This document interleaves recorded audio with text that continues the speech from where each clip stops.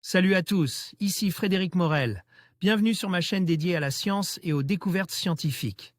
Si vous êtes passionné par l'exploration de notre univers et les avancées scientifiques, pensez à vous abonner.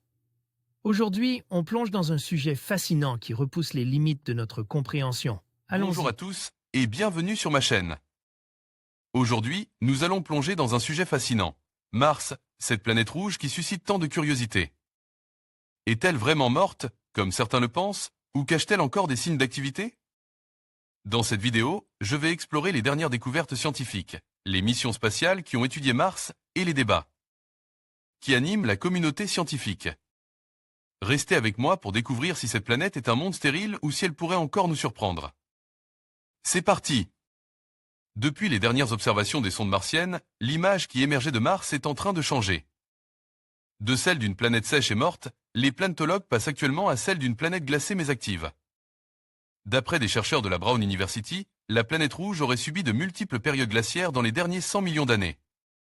Une photo montrant les moraines de la région de Protonylus Mensaicolo-Fossé. Crédit. NASA. On peut en gros diviser l'histoire de Mars en 3 périodes nommées chacune d'après une région de référence. La plus ancienne est le Noachien, fort taux de cratrisation, présence de grands et de petits cratères d'impact, qui s'étend de la naissance de la planète jusqu'à environ 3,85 à 3,5 milliards d'années.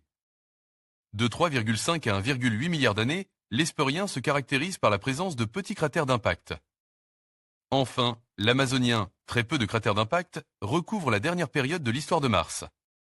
Le Noachien est une période chaude et humide, avec très probablement la présence d'un ocean et l'Hespérien et marque par de grandes éruptions volcaniques avec d'importantes coulées de lave-lave. L'Amazonien serait plutôt une période sèche et froide sans véritable activité, bien que ce soit probablement pendant cette période que s'est formé Olympus Mons, le plus grand volcan du système solaire.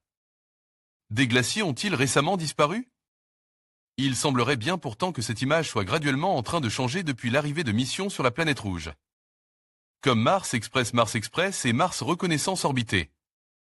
Les volcans martiens pourraient bien être plus actifs qu'on le pensait et des glaciers se seraient formés puis retirent pendant l'Amazonien. Cliquez pour agrandir.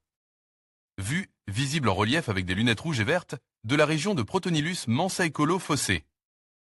En haut, la formation est peut-être le reste de moraines glaciaires. Crédit. NASA. En étudiant des photos prises par MRO, des chercheurs de la Brown University continuent d'argumenter en faveur des une série d'édges glaciaires survenus sur Mars pendant les derniers 100 millions d'années.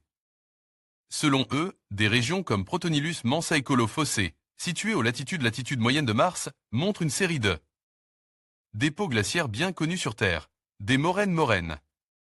Pour Jay Dixon, James Head et David Marchand, comme il affirme à nouveau dans le célèbre journal Geology, il existe des traces assez nettes dans certaines régions de latitude moyenne de la présence passée de couvertures glaciaires d'une épaisseur de 1 km et même jusqu'à 2,5 km.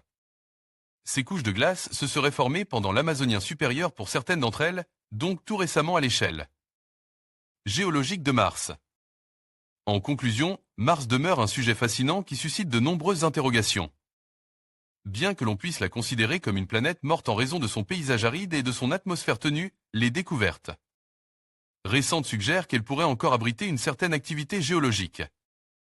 Les preuves de coulées de lave récentes et de possibles mouvements de glace témoignent d'un monde en évolution. Ainsi, Mars, loin d'être un simple vestige du passé, pourrait encore receler des secrets et des dynamiques qui méritent d'être explorés. L'avenir des missions martiennes nous permettra peut-être de mieux comprendre cette planète mystérieuse et de répondre à la question de son activité.